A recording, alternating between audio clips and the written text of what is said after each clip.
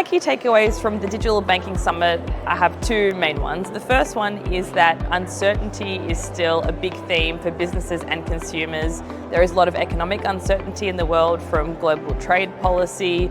We're still in a high interest rate environment, even though we've had some rate cuts in the last few years. And naturally, consumers and businesses feel a bit uncertain and they don't want to potentially invest or to lend, or they're not sure about what the future looks like.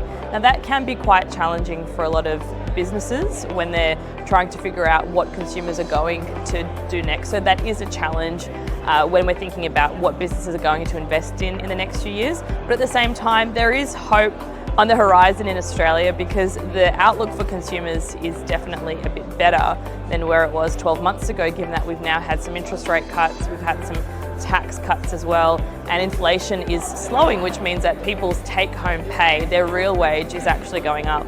The second key takeaway is that there is still concern that investing in AI or more AI adoption is going to lead to wide-scale job losses. Quite recently in the US, we've seen some concern that college graduates are actually seeing a higher unemployment rate, and there is a concern that those jobs are going to AI agents.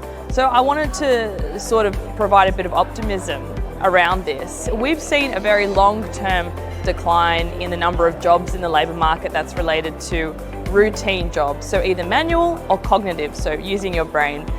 We've seen a long-term decline in those. It's natural for the labour market to change over time. Australia used to be a manufacturing and agricultural intensive nation, and we've seen a big decline in those jobs going to more of the non-routine manual and cognitive jobs. Yes, there will be some displacement of roles related to AI, but it's a very long-term trend. It's not like all of a sudden we're going to see this mass level of unemployment just because people are adopting AI.